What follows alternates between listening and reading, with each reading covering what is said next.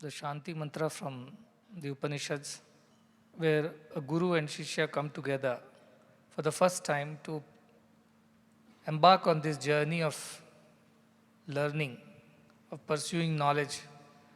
They chant Sahana Vavatu, Sahanau Bhunaktu, Sahaviryam Karavavahai, Tejasvinavadhi Tamastu, Mavid Vishavahai. We all know this mantra. And because we are starting the new academic year, so I want to remind you again that this is how the academic year should be like. Sahana Vavatu.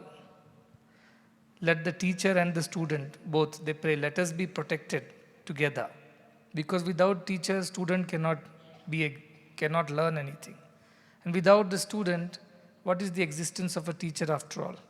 So let our institution have both the good teacher and the good students, so that they both are protected, they live together in harmony, without any sickness, without any issues, they are healthy, and they are able to pursue this path of knowledge. That is the first prayer to God. Imagine the old days when Gurukulas were in forests, almost like ours. It's just that no forests around. You could have been eaten up by wild animals, you could have been attacked by a horde of elephants, you do not know what could have happened, or a huge flood, anything.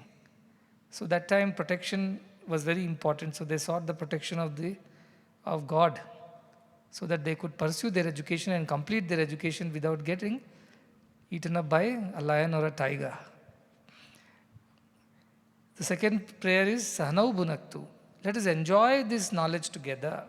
It's not enough if teacher only enjoys teaching and student is getting bored and doesn't understand anything. Or it's not the students are having fun in the class, whatever teacher speaks. No, both of them should enjoy the knowledge together. It means both of them should be able to communicate better, understand each other better, pass on this knowledge and assimilate this knowledge and make it their own. So knowledge has to be a two-way traffic. The teacher should teach the students, students should learn, ask questions, teacher should answer those questions, students should firm up that knowledge and assimilate that knowledge. That is Sahanau Bhunaktu, and should enjoy this process of knowledge. Now, to make your education so enjoyable, we took some steps. We removed too many exams. We kept it activity-based, projects-based, assignments-based, or presentation-based, fun activity-based. And you write only board exams in certain 8th, 10th, and 12th. So that way you have more time to talk to each other, not under the pressure of scoring marks, but being able to understand and assimilate that knowledge. But you both should enjoy. The teacher also should enjoy teaching you. Don't make it difficult for the teacher. And student also should enjoy learning. Teachers should also ensure that students are able to enjoy this knowledge. So let us enjoy this knowledge together. Sahanau Bhunaktu. Sahaviryam Karavavai. Let us put efforts and perform our duties together. Teacher's duty is to teach and look after the students. Students' duty is to sincerely put efforts to learn and be disciplined and be obedient, hardworking. So all these are duties of the student and teachers. Let us perform these duties together. That is the third prayer. And fourth, Tejasvinamadi Brahmastu. Whatever knowledge, the wisdom that we have gained, the tejas that comes out of it, let it be under our dhi, means let us not forget that knowledge. Let us have control over that knowledge. We have learned today, we should remember it for the whole life and use it correctly, not you misuse it also. So let that knowledge be under our discriminating intelligence. So we pray that that knowledge should remain under the control of our intelligence, our discrimination, so that we use the knowledge correctly and not misuse it and not forget it also. Because don't study for exams. Otherwise, after exams, you forget. This mug and vomit culture, but learning by rote is what I wanted to get rid of. Make it more activity and make it yours. And I see children, even Madurai campus, that they presented all that they have learned in the form of an exhibition, and they explained that, and that was very revealing to most of the guests, that such young tribal girls, who never even seen a school, such children are able to explain such things. So that is what I mean. Tejasvina adhitamastu. Adhitama. It should be with us. We should not forget the knowledge. Otherwise, teacher will have a hard time. And worst is, if you study only for exams, I guarantee you that you will forget it after the exams. Because your approach is very limited. But if you study it for your whole life, that this knowledge should remain with me, then you have to pray like this and put efforts accordingly. And then, most important prayer, Mahavid Vishava, hey, let us not trouble each other. Let us be protected. Teacher should be protected from the principal. Principal should be protected from the chairperson. Students also should be protected from the warden. All that protection is one part. Second prayer, let us enjoy this knowledge together. It's not that teacher is speaking, students are snoring away to glory. So let us enjoy the knowledge together. Let us come to learn with the eagerness to learn. Oh, what am I going to learn today? How am I going to add to my knowledge? How am I going to use it? What is the practical use of that which I am going to learn? See, this is the way students should enjoy the knowledge. And teachers also should enjoy teaching such students. Then they ask questions, teachers should enjoy answering their doubts. Of course, students also should ask questions sincerely. Then let all this knowledge, let us work together, perform our duties, come on time, follow discipline, keep it clean, do your assignments, don't forget whatever has been taught, revise and things like that. And then you should keep that knowledge with you. It should become yours. It should not be lost to you next day or next month or next year. It should remain with you. We have selected students with great care.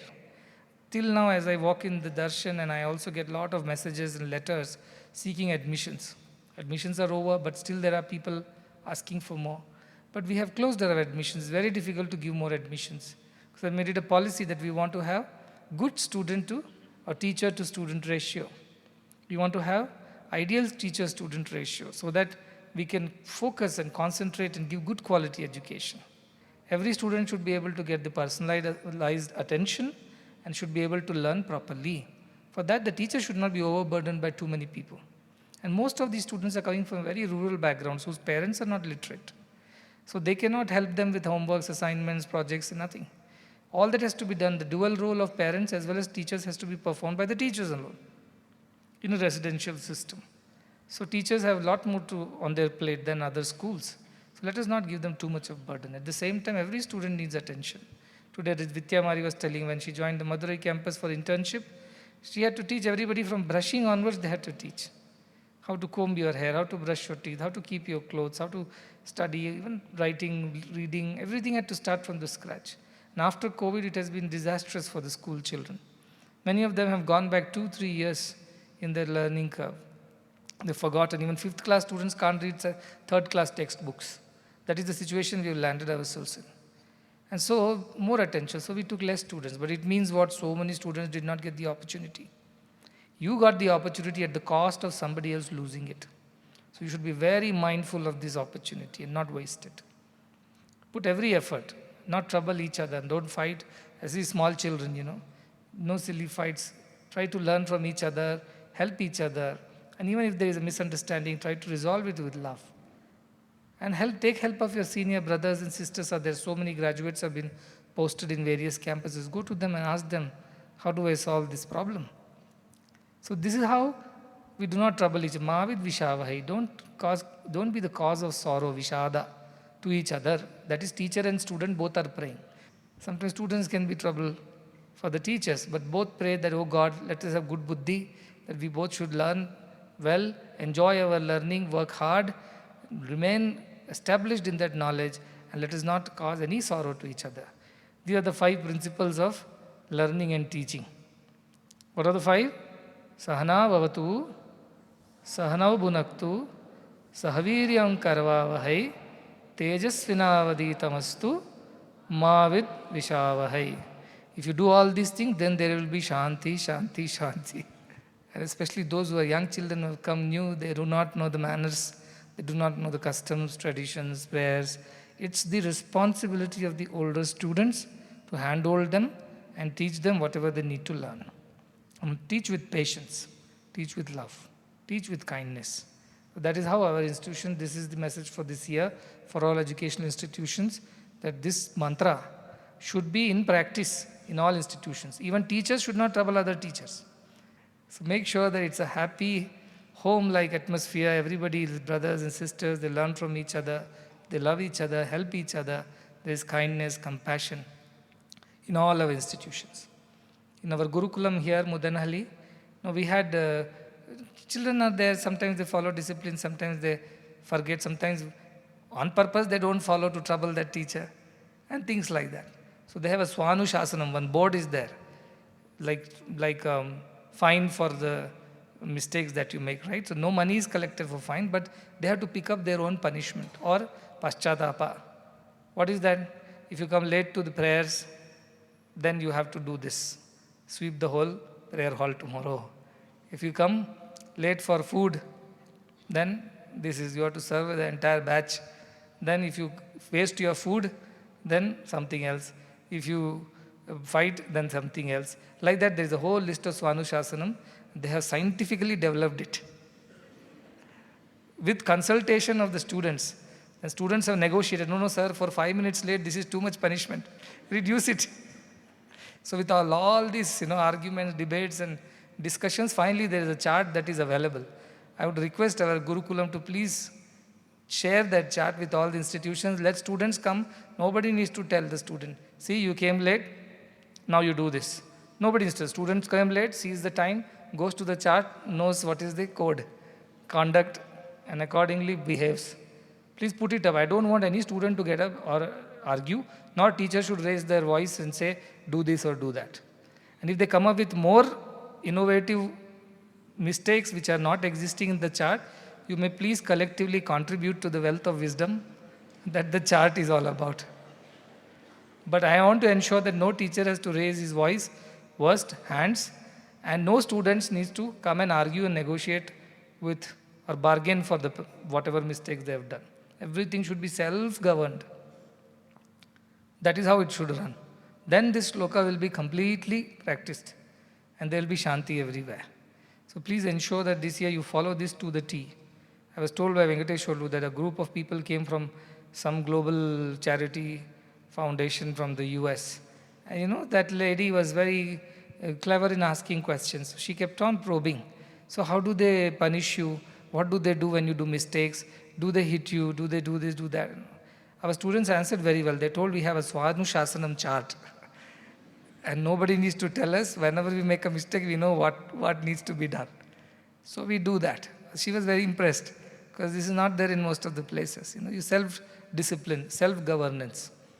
Please put it in all the campuses and according to their age, capacity, whatever, modify that chart, but ensure that nobody needs to be told, do this and don't do that. That is Ramarajya, where everybody knew their duties and they performed it according to their capacities and nobody was a harm or nobody troubled anybody else.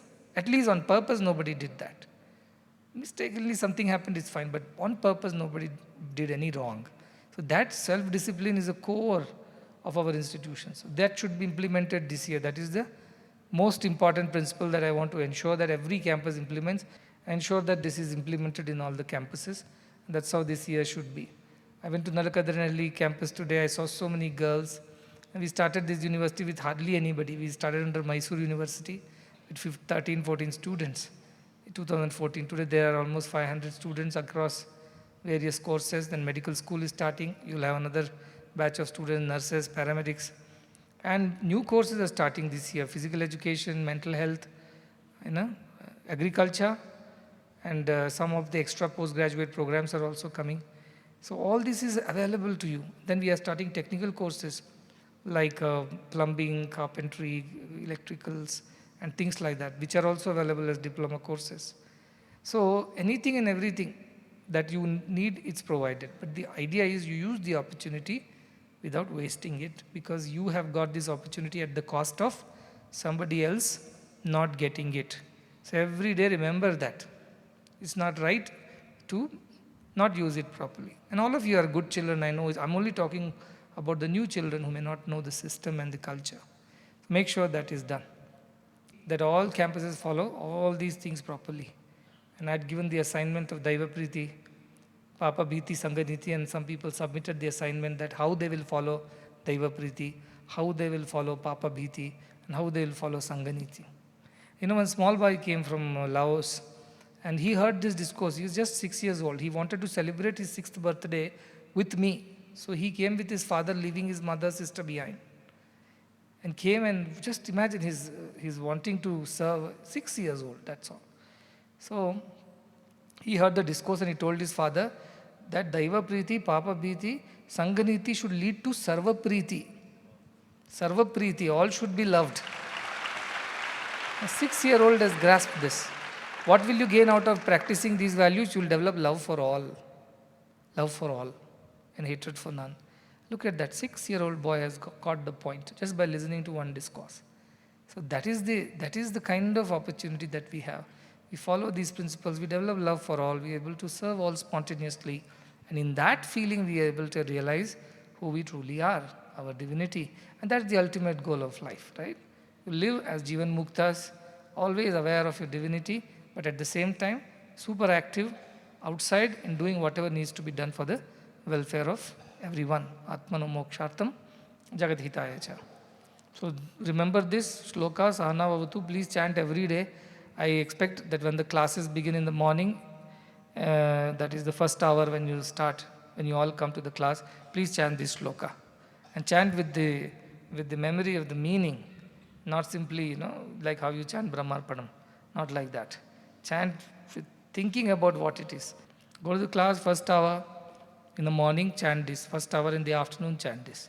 Even Paravidya, when you are starting every evening, chant this mantra, then start. Let this mantra, these 5 principles, guide our learning system, our knowledge sharing and pursuit of perfection that I always talk about.